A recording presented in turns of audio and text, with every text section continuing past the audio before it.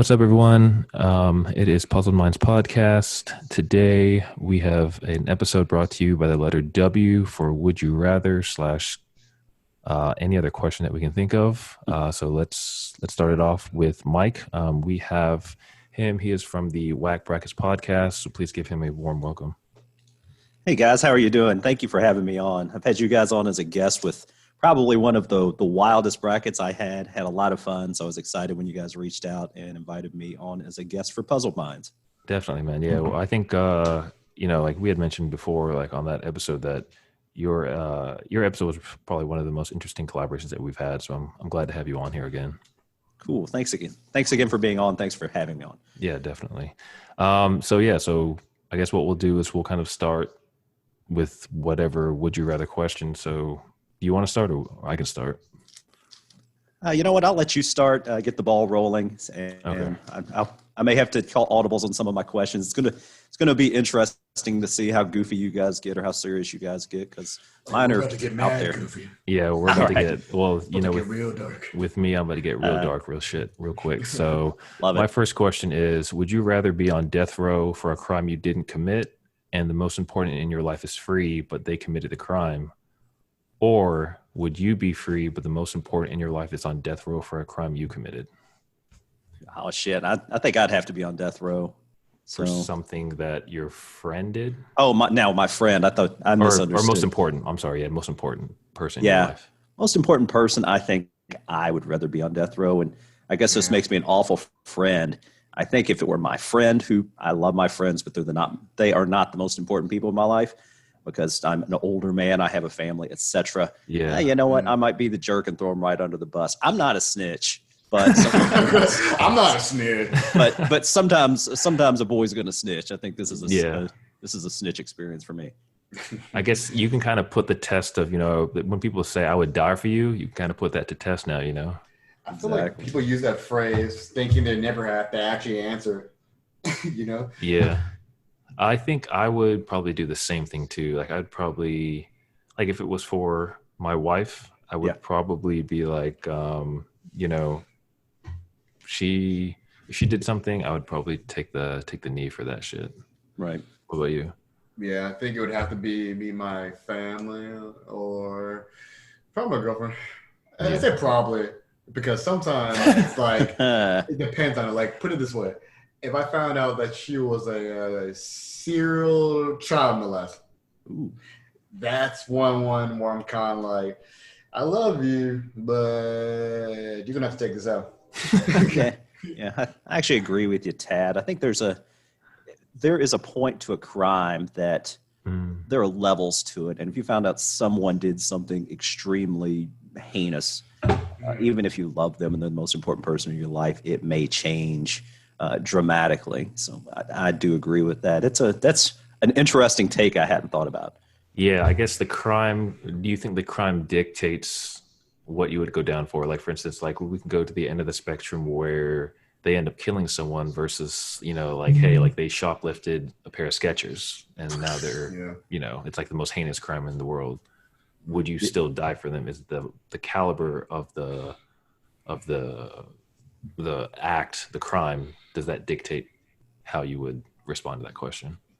The caliber, maybe yes, no. I'm not 100% sure there. It's like we said, if they murdered someone that had it coming, I could go down for that. If they murdered someone because they stole their parking space, then that's a different angle. It's difficult. I think that is the great thing about these puzzled minds discussions, is you guys bring in some crazy different angles. I told you, man. Yeah, we're gonna start it off right. We're gonna get the most weirdest shit we can. So, well, you didn't disappoint, but yeah, I'm also thinking if I was going to die because as you mentioned a few minutes ago, they shoplifted a pair of Skechers, I'm gonna be like, first off, what are you shoplifting Skechers for? Exactly. It's like all the shoes, Skechers.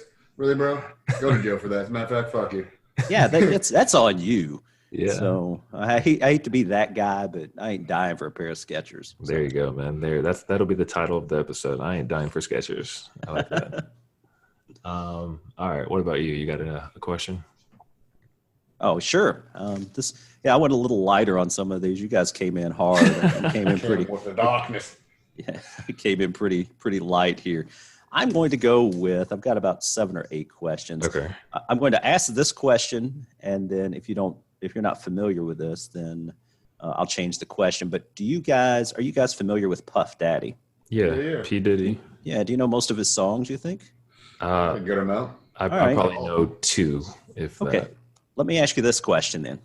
Would you rather be a baller, a shot caller, or a brawler? Oh. Baller, shot caller, or a brawler? Yes. Like, take it literally. Like, would I rather be fighting people all the time, be a boss, or the last one? Shot caller. Shot caller. In what context? I think just in general, as in like that's like your life. Like, you know how people are like herders, like that's their title. So you would be like a shot caller, a brawler, or you could be a baller, so to speak, that you could actually be a basketball player, or you could just be kind of or hot shit. You know, you could say somebody's balling because they're doing some really cool shit. The shot caller's the guy that's, he's the guy behind the scenes pulling the strings, whereas the brawler's the guy that pretty much brawls. Right? Yeah. So any of those 3. I think my personality gravitates the brawler. I don't know. I always like somewhat violent situations. So I'm not thinking that none of the other options are appealing. It's just that I think that I would rather be the guy that knows I can walk into a room and fuck anybody up in that room. So essentially, I would need you for my bodyguard then. Exactly. I'll be the guy where you'd be like, yo, go handle that. And you know that I'm about to go just wipe the floor of some boys. So I'm probably going to be shot caller, and I think I'm going to use it in the sense that when Tadio had mentioned that his personality gravitates towards being the brawler, I think mine, when you had defined shot caller as like someone who does the calls behind the scenes, I think that's more of my personality. Like, I don't really care for like the fame and all that shit. Like, I guess I would be a ghostwriter. Yeah. So I'd be like, hey, like I would do whatever, like you just tell me what you need to do and I'll get it done. Just don't put the shine on me. You know what I'm saying? Oh yeah. I mean, I think my personality would gravitate as well to a shot caller, but I'm not sure that I'm smart enough to call the shots. So I think that's problematic. Yeah. I'm definitely not a brawler. If you saw me, I've got a crooked jaw. You don't get one of those being very good at fighting. So needless to say, most talented fighters at least got punched in the face at least once. Yeah. I think that was my problem. That was my problem as a kid. Is I didn't mind getting punched in the face. I just wasn't very good at defending myself. You wouldn't stop it. Yeah, I mean, I didn't mind taking a punch, but I also wasn't very good at giving punches. So it was a tough life from like getting his rear wiped up in the neighborhood. But so yeah. Well, if you need someone, I know a guy. His name is Tad. So yeah, that's what I hear. Yeah, that's what I hear. So you know what? Murdering people. Yeah, I'm gonna go then. I'm gonna go with baller for this simple reason: is I don't like the fame either. Yeah. But at the same time, we've already got a brawler and a shot caller, and I'm not smart enough to be the shot caller, so I may as well go ahead and be the baller and I'll just hang out with you guys. You can call the shots for me. I'll make the money, and Tad wipes up the problems. There we go. Look at it. It's a fucking trio. I think we're the 3 musketeers now. That's what it is. There you go. Wiping people out, making money, calling shots. I like it. So this next one is a very polarizing one. Okay. Would you rather have hiccups for the rest of your life, or would you constantly feel like you have to sneeze? You wouldn't take that one, Tad? I've got to think on that one for a second. Yeah, I'm thinking, because the thing about like hiccups, when you don't actually hiccup, you get that pressure in your chest, and that would be uncomfortable to have all the time. But so is wanting to feel like you have to sneeze. And then sneezing, you would almost be walking around like you're about to fall over, because when you're about to sneeze, your head kind of lifts, your eyes close, and you're like, and this would never happen. Hell no. I think I'm gonna have to go with hiccups. Sneezing feels like you would end up getting in like a car accident or something. Imagine like driving and then you have to like sneeze, but you don't. I didn't think about it like that. Yeah. I actually think I would also agree. People do live, from what I understand, there are people that have perpetual hiccups. And I'm sure that lifestyle is not very appealing. However, that being said, you can get through. hiccups generally, unless they're very, very, very bad, they don't debilitate what you do on the second. As Tad mentioned, if you are talking particularly about the right before you go into full sneeze mode, it's incapacitating. It's almost impossible to do anything. So I think I'm going to agree with Tad on that. Do you think that, so I'm thinking this in terms of like a presentation, like, do you think it's, I guess the facial expression of you having to sneeze looks worse than you hiccuping. Because like, you know, when you're, the face that you make when you're about to fucking sneeze, it's just like, I don't think it's the most attractive face that you can make. Versus like having a hiccup, like everyone's just like, oh, he just has hiccups, no worries. Like, get him some water or scare him, whatever it is. So I think you're right. I think I'm gonna have to go with hiccups for the rest of your life. Yeah. This feels like a whack bracket, by the way. I know. Yeah.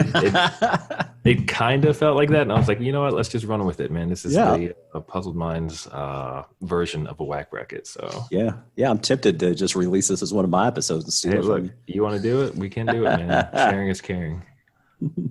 You got a question? Oh yeah. You go, Ted. All right. So would you rather know the exact specific date you're going to die, or just know the year? So for a specific date, it's like date, time, and month. And then the year is just the year. Shit. This is great early morning conversations, by the way. Exactly. Yeah. You know what? I'm going to jump in. And I think, I think I would rather know the actual day. Because I could plan for at least, okay, this is the day that I'm biting it. So then I do everything I want to do. I go get in that one last fight with Tad and get beat up. And then one last brawl. Yeah. Then you can be after that early. Yeah, I try to rob a bank and, a couple days before. Then this goes back to the people you love. Do things that could potentially set them up for the rest of their life and kind of plan on that. And then if you get caught, you're only spending a few days in jail. Yeah. So I do think that, whereas I know I have a tendency to put things off and maybe look at things in too positive a light. So it's just February and I don't know the day I'm going to die, and I'm going to die on February 27th. Yet it's the 17th. I'd be like, I could be living until December. I'm going to stream another video on Amazon. Yeah. So I had gone through that same scenario in the sense that if you only know the year, then you have a 1 in 365 chance of dying. So, you could say that you die in December, but you could die in like March 3rd. You don't know, so maybe it depends on how you live your life. Like if you like the uncertainty that you live every day, like what's that shit? Carpe diem, like seize the day. Maybe like I could understand where the knowing the year would make it more exciting for people. But the uncertainty of not knowing when, like I'll admit there's some days where I don't seize a day. I'm just a fucking turd the whole day. And I don't want to be like my last day on earth is being a turd. Yeah, you don't even know. Yeah. And you just sit on the couch all day. Yeah, and the next day. Yep, it's my last day on earth. Exactly, so. Oh, I didn't think about that. So are you going to change your answer? No, it's like, I didn't realize, like, yeah, you did. Like, because if you think about it, we're living that way right now. Yeah. Like knock on wood. Today could be your last day and you would never know. Yeah. So if you just know the year, it's almost similar to the way we live now, where you don't know the exact specific time. So you have to live every day like it's your last. Yeah. The only difference is that with knowing the year, you just know by December 31st, you're gone. That's your last day. That's your absolute last. That's your expiration date. Exactly. Do not drink milk after December 31st. So this is more like a pickle situation though, because milk is definitely the expiration date's the expiration date. Yeah. So that's more of that's more of the day you're going to die. Where pickles, it says they're old, but they're going to last. It's March, and you've gotten past March. It's June. You're like, I'll eat that pickle. Yeah, I'm not going to die yet. So I think I'm just going to keep eating that pickle that's been in there for about 9 or 10 months. That's been opened. Yeah. Yeah. Okay, so I think that settles that. What about you, Mike? What's your next question? All right, I've still got several left here. I'm going to go with this one because we're gonna go a little light here, but also a pretty serious question. Who would you rather be on a date with, of course, with a hot girl, because that's the life we roll. We got ballers, shot callers, and brawlers here. Yeah. You're on a date with a girl. Would you rather that she have body odor or bad breath? Oh. So just for the record, honey, my wife, you have great breath and you smell great. Just FYI. So I'm going to go with bad breath because that's something that you can fix on the spot. Body odor. Well, I guess you could if you had do people carry deodorant around? Is that something that people do? Or yeah, I think kind of, yeah. You think so?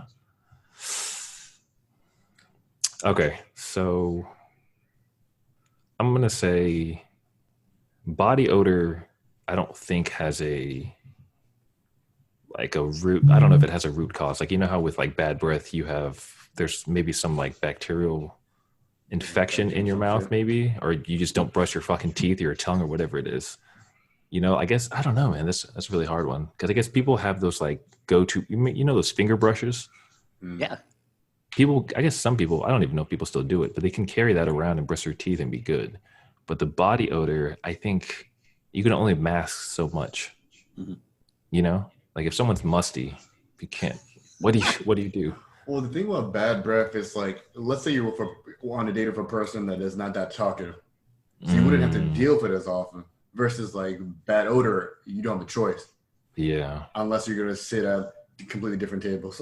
There you go. Social distancing. I think exactly. I think this may or may not help it then. Because bad breath, man, it stops a lot of things. Like there's no intimacy going down because of like the actual immediate smell. I think with odor, you can kind of get used to it a little bit easier. Because like think about it, if you're in a room for days and you haven't showered, you get used to that smell, that musk. So you can adapt to it. I think with bad breath, it's like a punch in the face every single time she opens her mouth. Just get smacked with some. Exactly. Yeah, I think I'm gonna go with odor because I still think that you can fix the bad breath on the spot, but the odor, I don't know that many people that have that carry deodorant on them. Right. People carry mints on them all the time, or at least I do. I carry Altoids all the time with me. So if you're like, hey, yo, your breath kind of smells, I'm like, all right, let me pop an Altoid or two, and we're good. Mm-hmm. Yeah, I think I'm going to agree with the bad breath because you hinted at as well is that at least with bad breath, if you have the Altoids, you can offer them to someone. You'd be like, oh, would you like a mint? And if they either think it's a subtle way of going, oh, my breath stinks, or they're going, oh, he's polite, he's offering me a mint. Whereas if you pull out a stick of deodorant, would you like a swipe of my deodorant? That's not going to go over well on a date.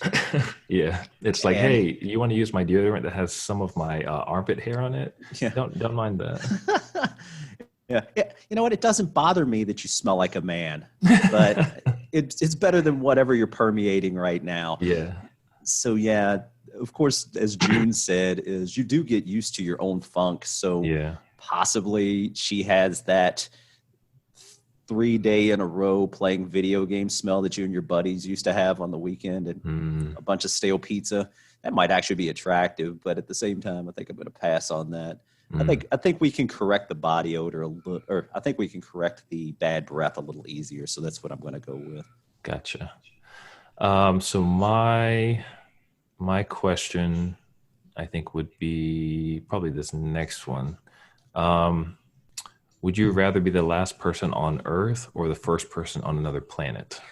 Ooh, okay, let me take this one. You feel like you've had this already thought about. Because I've thought about this because I've always had these scenarios in my head where I get granted immortality for no reason. I just eat some random fruit and then all of a sudden I'm this living forever. So the thing about being the last person on Earth, I think that it leads to nothing but insanity. Eventually, because that requires loss. Basically, their entire journey to get to being the last person is nothing but pain. Versus being the first person on another planet, it does eventually potentially lead to Yeah, like let's say that planet never gets inhabited. Exactly. Yeah. No one ever shows up. And you're like, hey, my ship crashed here. It's been 16 years. And John said he's going to show up. But I see him on Instagram. He's still on Earth having a good time. But I think you have more hope before it goes away versus like being the last person on Earth or whatever planet. You just eventually get depressed and you probably spend the majority of your time trying to end it. Like I Am Legend. I Am Legend. Or even like there's this really dark and depressing story about the Hulk, Marvel's Hulk. So basically, for all you non-comic book nerds out there, the Hulk has immortality. He can regenerate from anything. He pretty much is immortal. So there's a story where the Hulk is the last person on Earth. And it is one of the darkest stories of all time. Where pretty much you just realize you have nothing but eternity. You just spend time thinking every single loss you've had and how lonely you are. And the worst part is that being suicidal is almost like a joke because you can't do anything about it. So imagine how much more depressed you would get if you know you couldn't even end it. So eventually it just leads to insanity, perpetual insanity. And isn't that like true hell? So your answer is you'd be the first person on another planet. Yeah, first person on another planet. I could trick myself into some positive mindset a lot easier than being the last person on Earth. I'm trying to spin this where being the last person on Earth is positive, but I can't really think of anything. Yeah, I'm going to have to go with, I think, first person on another planet just for the same reasons. Like, I think the mentality plays a role in how you perceive this. Like if you were the first person on the planet, you're like, all right, they can only go up from here. Like if you're the last person on Earth, what else do you have? Like there's nothing left. You know what I'm saying? But I mean, what about you, Mike? This is tricky because I think it is going to depend on one thing. And I won't say it's a positive spin, but if you're the last person on a planet, do you know you're the last person on the planet? Because at least you have some hope that you're going to come across someone. Admittedly, you may never come across someone, but there's always that glimmer of hope that, oh, I'm going to find humanity. I'm going to find this lost city. And you're also familiar with your terrain. We know what to eat because we're on the planet Earth, as well as maybe you have technology still.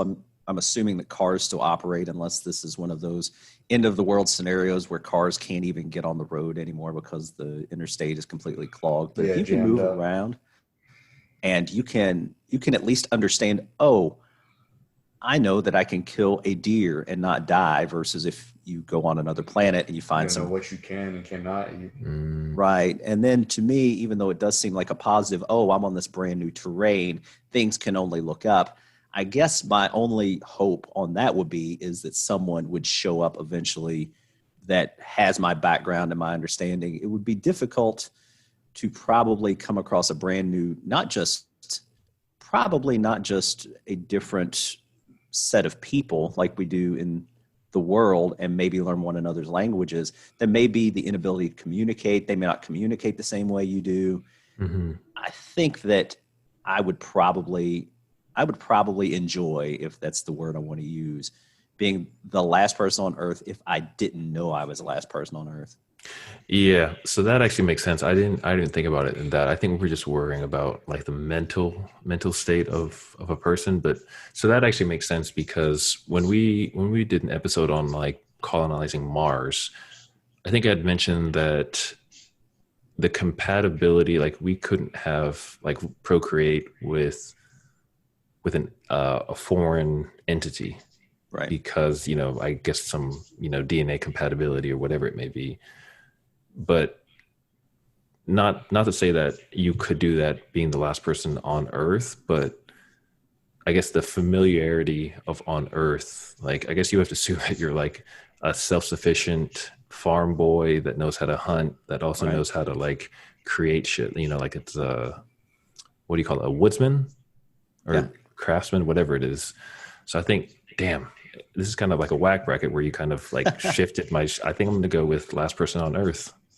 As well as not only that, you technically, it depends on if the earth was left the way it was, because you don't even have to be that crafty. If you know how to use a can opener, canned food stays good for years. You've got a long time probably to read encyclopedias, assuming that there's no electricity, to collect weapons. You know what animals you can kill. You can read up on things and go, oh, this is how you skin a deer. This is how you keep from getting dysentery. Also, as well, too, did I just make the assumption that you're immortal in these situations? I think you did. That's different. I don't know why my brain immediately went to it. I'm just gonna live forever. Yeah, no, I think that was the misconception that we had done. Added that part to the question. Yeah. Well, like, all right, let me go back and re-answer that, taking the mortality out of it. I think being the last person on Earth with no mortality actually is better, considering everything that's been said now. Because like you do have plenty of time to almost do all those things that you couldn't do, like if the Earth was really uninhabited. Like go live in the White House or something, or go to Area 51 and see what it's all about. Like, I think you could find ways to entertain yourself until your last day, versus if you're on a new planet and it's uninhabited, it's just nothing but land.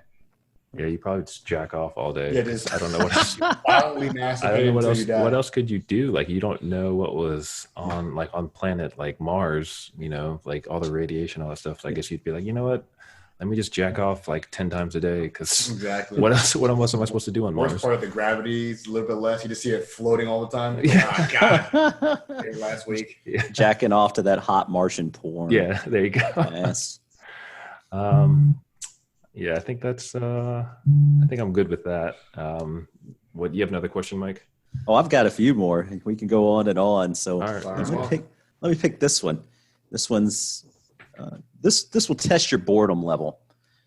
Would you rather play a 10-hour game of Monopoly with an asshole that is beating the shit out of you for 10 hours, or would you rather watch 10 hours of the Macy's Day Parade?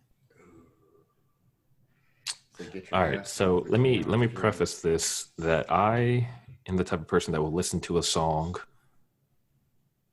like on repeat for 10 hours. Oh gosh. I will, like, I remember I was at work one day and I had came back from a trip from my wife's like birthday, and it was like emo night. It was like a MySpace theme like party. And so we were listening to this all like emo music that we used to listen to in high school. And when I came back to work, I listened to Helena by My Chemical Romance for 10 hours straight, and it did not bother me. Like, I was just like, this is the jam, this slaps, like, we're all good. But there's no fun in me getting my ass beat. Like, who wants to get there, like sit there for 10 hours and get their ass beat? I think I would rather just watch Macy's Day Parade. Is it the same Macy's Day Parade, or are we talk about like years worth of Macy's Day Parade just playing over and over, like 97, 98, 99? I was thinking, the way I was thinking, and we can, like we said in a Wack Bracket, hell, the question is what we make of it, I guess. Yeah. But I was thinking you were just standing there watching one long Macy's Day Parade for 10 hours straight. I could do that. That's easy, because if it's not the same float over and over again. Yeah, it's not the same thing over again. Like, something will change, like it's constantly changing. Versus you getting your ass beat, he probably knows how to beat your ass 100 million ways. So you already know the outcome. There's no fun in that. You know what I'm saying? Yeah. For me, I think I'm going to go kind of like similar to what John said, because like the Macy's Day Parade, to me, sounds interesting. I've seen a couple. No, it's fucking boring. Yes. No, it's fucking boring. Well, watching that for like 10 hours straight versus just getting constantly destroyed in Monopoly seems just far more appealing. I always equate it to like playing a video game against somebody that's so much better than you. It's one of those things where, like, no matter how much you enjoy that game, it's just going to be a fucking pain just getting your ass whooped all the time.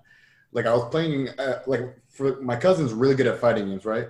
So one of my favorite fighting games of all time is Injustice 2. I love that game, but last time we played, dude, I was getting destroyed for like match after match for 2 hours in a row. And put it this way, I don't own that game anymore.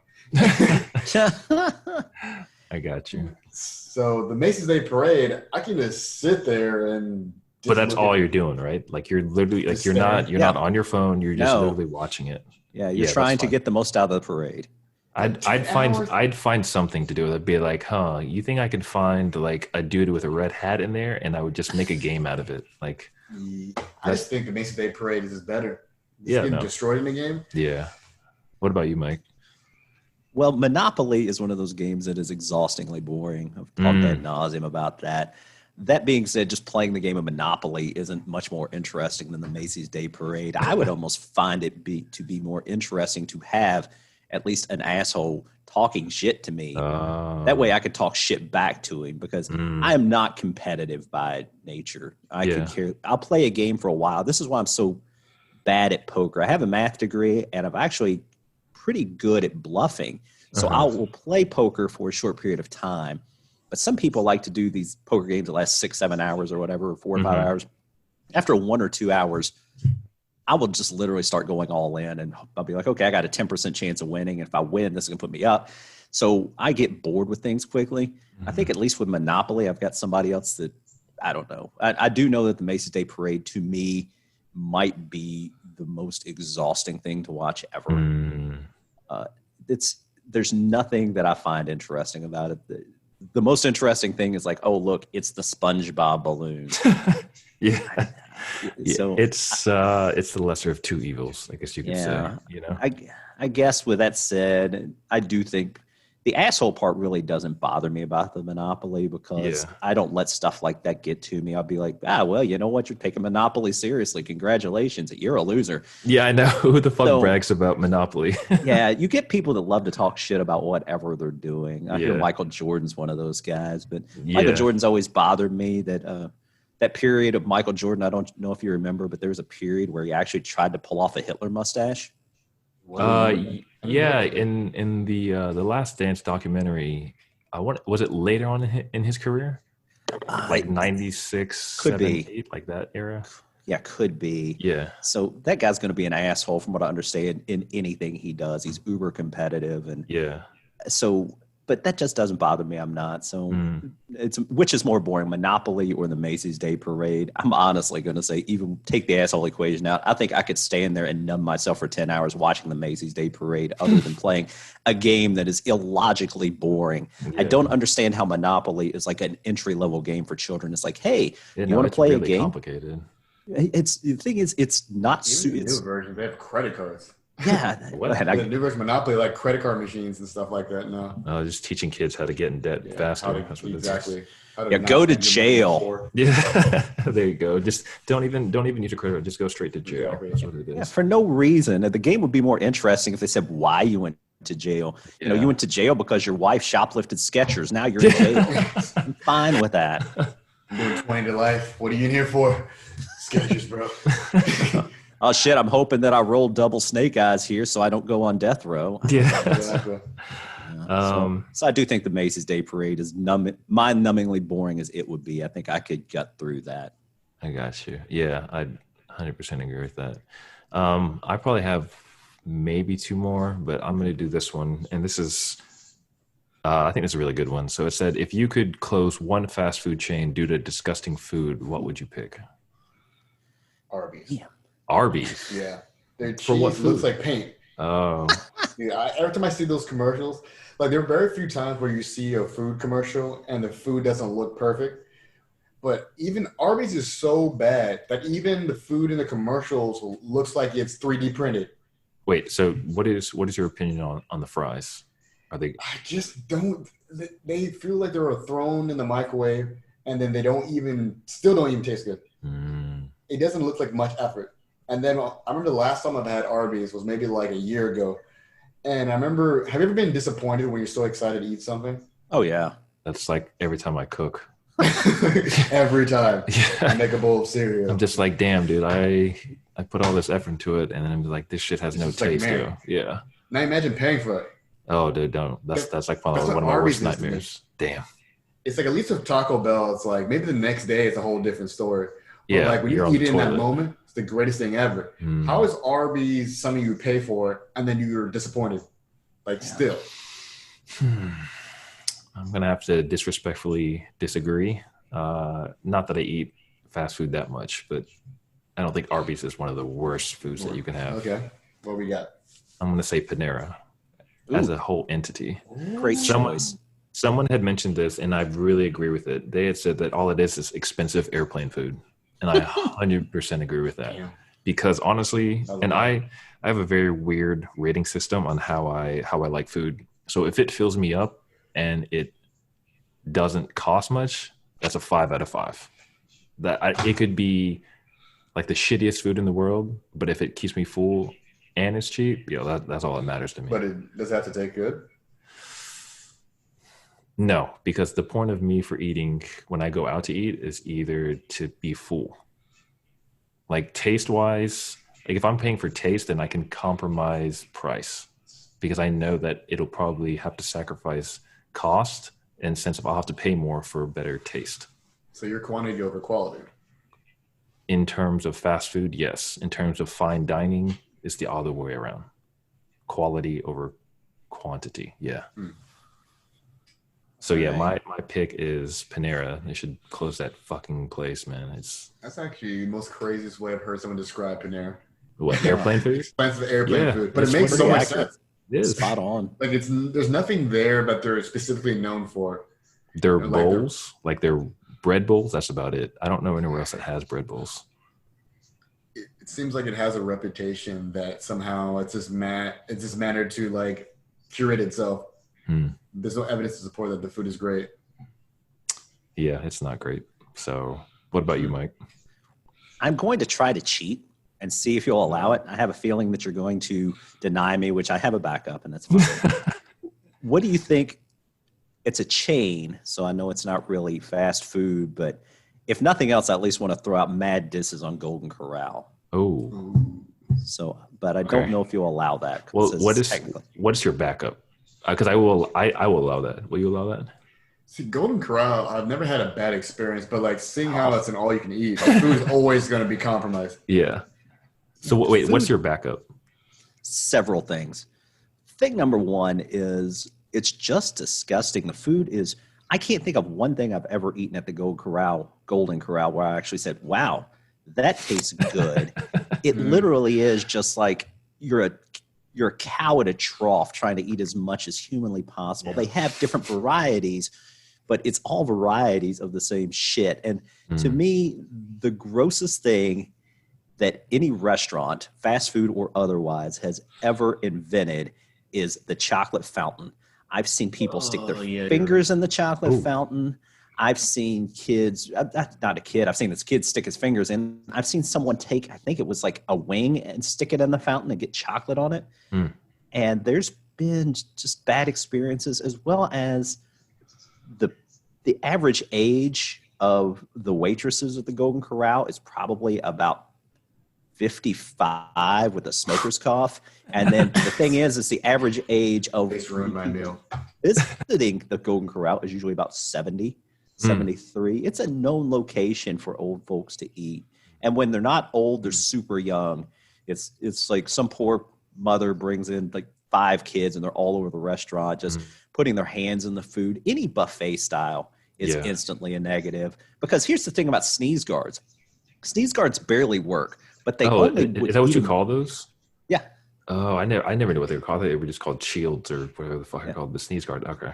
Yeah, but they only even work for adults. If you've got a kid who can barely poke his head over the shelf and he sneezes in the mac and cheese, you're getting sneezy mac and cheese. Gross.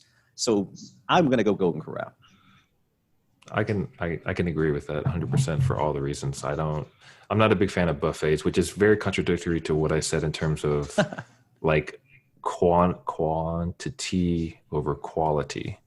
But I'm not a big fan of buffets for that reason. Like the food is always in between mildly warm and cold, lukewarm, kind of disgusting feeling. But buffets are my one exception to my rule of quantity over quality. Because the thing about buffets though, like if you're starving, it can like enhance the taste of everything.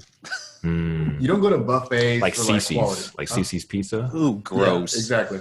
Yeah. You have to be there for a specific task. Like you're just like, I'm starving. I need to put something in my stomach. but you're not going to go there to get like a first class experience. That's You're true. going there, it's just like for that, you're in the wrong place. Yeah, like you're going there just to accomplish to eat. Yeah, Like that's. Yeah, I'm cool with Golden Corral as one of the most disgusting picks. So I could say that. And if you're not, you actually mentioned a restaurant I forgot, which is CC's. So Yeah, if I had to call an audible, CC's for almost all the exact same reasons, minus the chocolate fountain. I'm gonna say I've never had a bad experience at CC's. I've only been twice that I remember, but it's gonna sound really bad, but I think their dessert pizza is pretty good. Debatable. But that's a different episode. I never had it before. You never had it? All right. You have one more. I have one more question, but you want to go, Mike? Sure. Let me see which one I'm going to pick. That's okay. I'll tell you what, this will be, I've got about 3 more, but I don't really want to ask all 3. Okay. I'm going to go with a superpower. Okay. Would you rather have the superpower to turn invisible or become really small?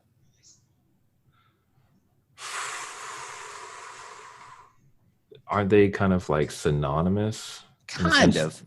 There's a nuance to them. I mean, the becoming invisible. Probably those superpowers. I just immediately go to things that are going to get me arrested. Pervy. I was thinking of like pervy stuff. Yeah. I guess like, small, you could get into other places that you can't being invisible. Like you can get into like an air vent. Mm-hmm. I'm going to go with being small just because you can go to different places. But that's. Do you still have the same strength proportional to you being like a normal sized human? Like Ant-Man? Yeah. Yeah. Okay. Yeah, I guess I would go with being small. Yeah. Because being invisible, all the benefits are just perverted reasons. Yeah. Like standing naked in a woman's locker room. Because like even people say like, okay, I'm going to rob a bank. You're invisible. The floating bags of money are not. Yeah. Yeah. You know, I guess that's a good point. Shoot at the floating bags of money. Yeah. So I think being invisible doesn't really have any benefit unless you're going to be like an assassin or mercenary or something. I don't see how being invisible can benefit your life. Yeah. Being small now, maybe you could, I don't know, you can be like some sort of like extreme surgeon where you get shot into a needle in someone's bloodstream and you can like cure people's cancers by attacking the actual. I see so many applications to it. Yeah. Right. But like invisibility, I'm like, great, can't see you. Yeah. I can only associate invisibility with being pervy. I can't get it out of my mind. Like I that's something like both of us. Yeah.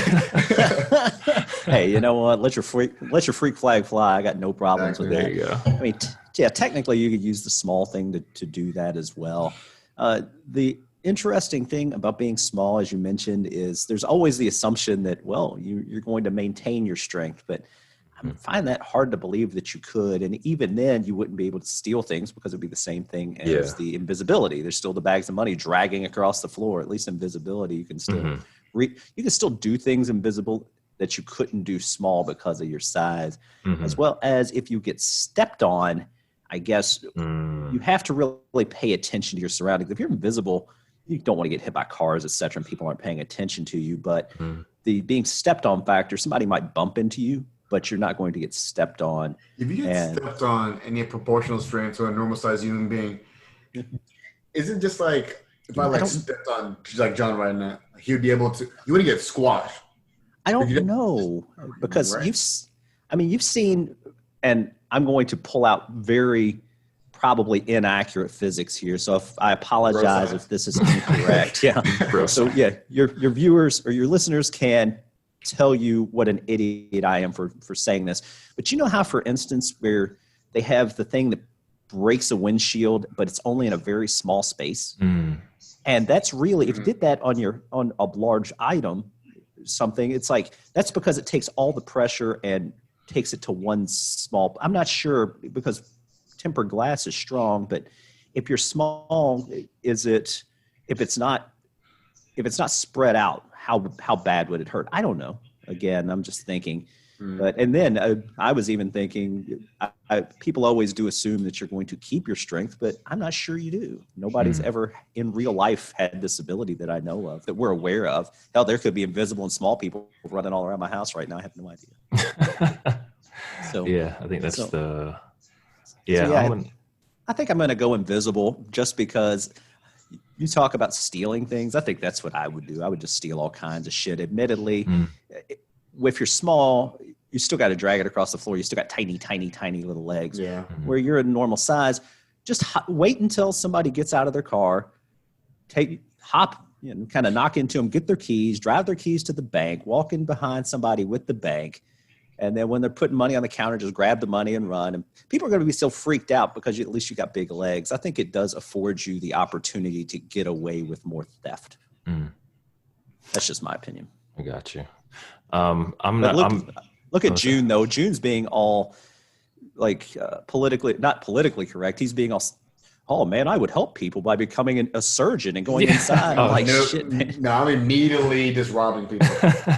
Yeah. June went from like, oh, if I'm the invisible man, I'm just sitting in the girls' locker room to, oh, well, if I'm this little small guy, I could do that. But hey, I'm going to just go at a needle and correct problems inside people. So, it's the two ends of the responsibilities of being big or small and invisible. So I'm going to leave this question to the listeners that do listen to us, and we'll end it with this question. So if you could speak only one word today, what would you say? Like, that's your only word. So let us know in the comments below what you would say. I'm just going to say it. You just want to say your word with no explanation, and then we can go from there.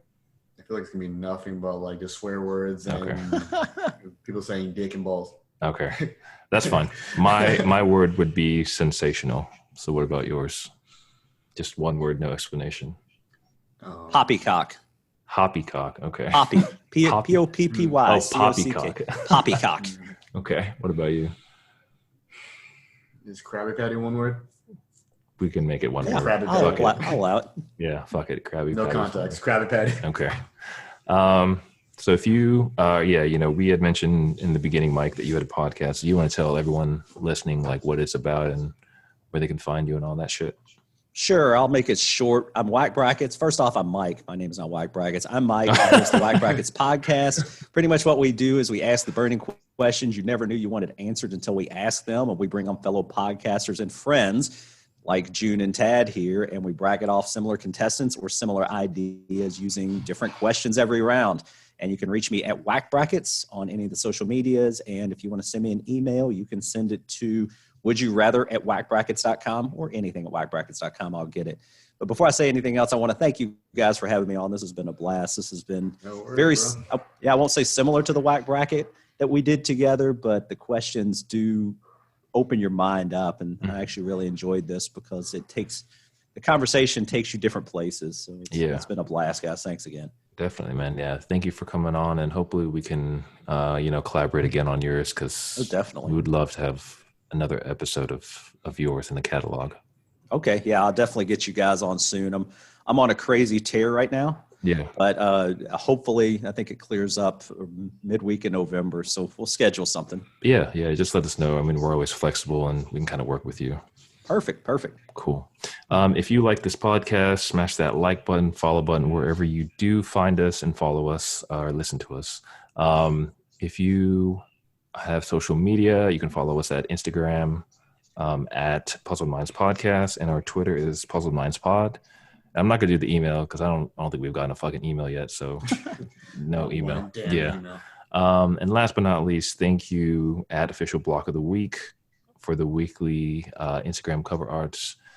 Amazing as always. So thank you again for putting the time into that. And other than that, stay puzzled. Stay puzzled, people.